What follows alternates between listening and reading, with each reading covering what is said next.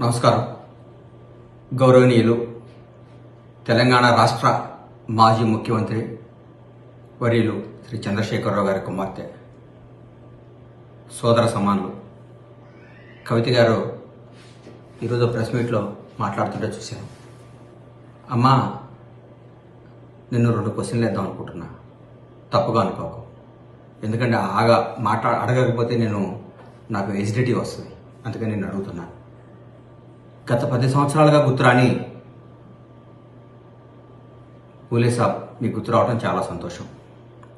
గత 10 సంవత్సరాల నుంచి ఏ రోజు బీసీల గురించి కానీ ఎవరి గురించి మాట్లాడి మీరు మాట్లాడటం ఆనందం. కానీ రేవంత్ రెడ్డి గారు పరిపాలన, తెలంగాణ రాష్ట్రం మొత్తం, తెలంగాణ ప్రజలు మొత్తం కాంగ్రెస్ పరిపాలన, రేవంత్ రెడ్డి గారి పరిపాలన మెచ్చుకుంటున్నారు. అది మీకు నచ్చదు, అది వాస్తవం. మీరు జాగృతి తల్లి, కానీ మమ్మల్ని జాగ్రత్తగా చూడండి తల్లి. అమ్మా, ఈరోజు ఒక కుటుంబం నుంచి ఇద్దరిద్దరు ఉన్నారు మా కాంగ్రెస్ పార్టీలో అని చెప్పారు. ఏమ్మా, గౌరవ నర్సిరెడ్డి గారు మంత్రి పదవిలో ఉండి ఎన్నో పదవులు అనుభవించి ఆయన ఓ ప్రభుత్వ కార్యక్రమంలో పాల్గొనడానికి పోతే ఆయన్ని, ఆయన కొడుకుల్ని అప్పటి నక్సలైట్లు దారుణంగా చంపేయడం జరిగింది. ఇన్ని రోజుల తర్వాత వాళ్ళ మనవరాలు పదవిలో రావటం తప్ప అమ్మా?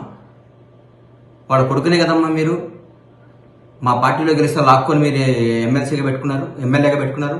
అది తప్పు కదా. శ్రీపాదరావు గారు, దుద్దిళ్ల శ్రీపాదరావు గారు స్పీకర్గా ఉన్నప్పుడు ఏదో కార్యక్రమంలో పాల్గొని వస్తుంటే నక్సలైట్స్ దారుణంగా చంపేశారు. తర్వాత నక్సల్స్ కూడా మేము తప్పు చేశామని చెప్పారు. తర్వాత వాళ్ళ కొడుకు రావటం తప్ప?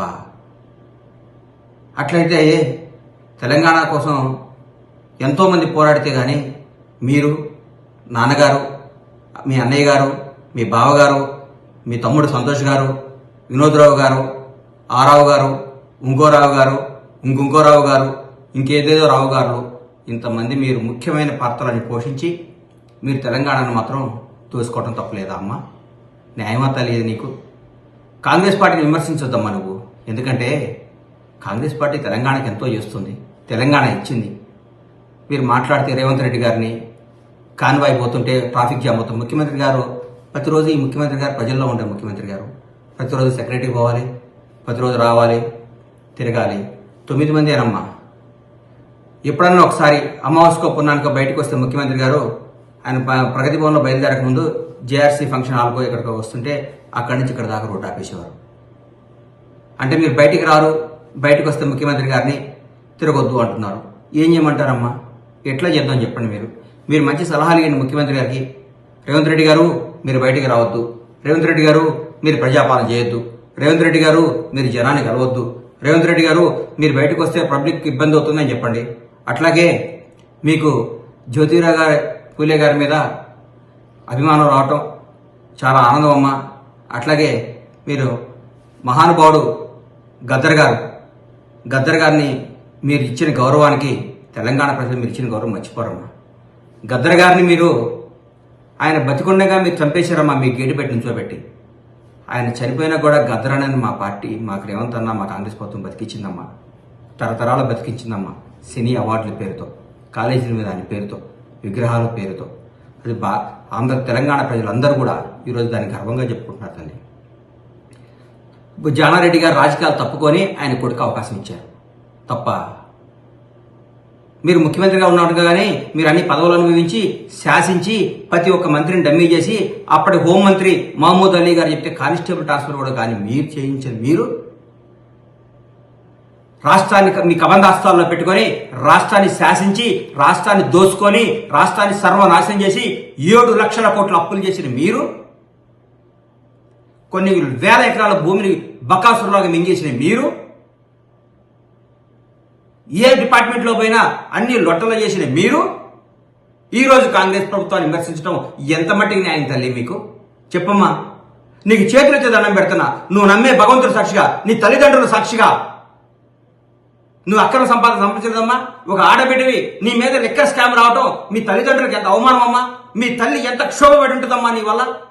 ఆ తల్లి, మహాతల్లి నీ గురించి ఎంత బాధపడి ఉంటుందమ్మా. నేను ఇట్లాంటి బిడ్డను ఎందుకు కన్నానని ఎంత బాధపడి ఉంటుందో దండం పెట్టాలనిపిస్తుంది మాకు. అంత ఆ మహాతల్లి కడుపును పుట్టి నువ్వు చేసిన పని ఏందమ్మా? లిక్కర్ స్కామ్లు ఇరుక్కుంటావా? ఈ లిక్కర్ అన్యాయాలు చేస్తావా? దోసుకుంటావా? ఆఖరికి నీ మీద ఎంత అసహించుకుంటున్నారంటే ఆఖరికి నిన్ను కన్న తల్లిదండ్రులు కూడా నువ్వు కట్టినింట్లో కూడా అడుగుపెట్టడానికి ఇష్టపడలేదంటే నువ్వు ఎంత దోచుకున్నావో, ఎంత అపఖ్యాతి చేసావో రాష్ట్రాన్ని, రాష్ట్ర ప్రజల్ని, నీ కుటుంబాన్ని ఒకసారి ఆలోచించుకోమ్మా. నీకంటే పెద్దవాడిగా చెప్తున్నా, నీ అంత డబ్బు లేకపోవచ్చు, నీ అంత అధికారం లేకపోయి ఉండొచ్చు, నీ అంత జనబలం లేకపోవచ్చు, నీ అంత ధనబలం లేవచ్చు. ఒక సామాన్యుడు నీకు చెప్తున్నానమ్మా, కాంగ్రెస్ ప్రభుత్వం అద్భుతంగా చేస్తుందమ్మా. ఓపిక పట్టమ్మా. నువ్వు బీసీల కోసం, నువ్వు ఎస్సీల కోసం, నువ్వు ఎవరి కోసం నువ్వు నీ త్యాగాలు అవసరం లేదమ్మా మాకు. నువ్వు రెస్ట్ తీసుకోమ్మా. ఎంపీగా ఓడిపోతే ఏడ్చి అల్లకొలో చేసి ఇంట్లో గొడవ చేసి అన్నం తినకుండా ఎమ్మెల్సీ లాక్కొచ్చుకున్నావు అమ్మా. నువ్వు ప్రజల్లో నువ్వు ఎక్కడున్నావు తల్లి? ఎక్కడున్నావు నువ్వు? ఏం చేసావు నువ్వు ప్రజల్లో? నువ్వు ఎవరికి ఏం చేసావు? తప్పు, ఇది చాలా తప్పు. నువ్వు మాట్లాడుతుంది ప్రతిరోజు. నువ్వు ఒకరోజు ప్రెస్ మీట్ పెడతావు, ఒకరోజు కేటీఆర్ గారితో ప్రెస్ మీట్ పెట్టిస్తావు, ఒకరోజు హరీష్ రావుతో ప్రెస్ మీట్ పెట్టిస్తావు. ఏందమ్మా ఈ కన్ఫ్యూజన్? ఒకే రోజు ముగ్గురు కూర్చొని పక్క కూర్చొని ప్రెస్ మీట్ పెట్టండి, మీరు మాట్లాడండి. ఈ జనం డిస్టర్బ్ అయిపోతున్నారమ్మా మీ వల్ల, ఇబ్బంది పడుతున్నారమ్మా మీ వల్ల, చాలా బాధపడుతున్నారమ్మా. నాకైతే జాలేస్తుందమ్మా నేను చూసి. ఈ 10 ఏళ్ళు మాత్రం నువ్వు అడగవా?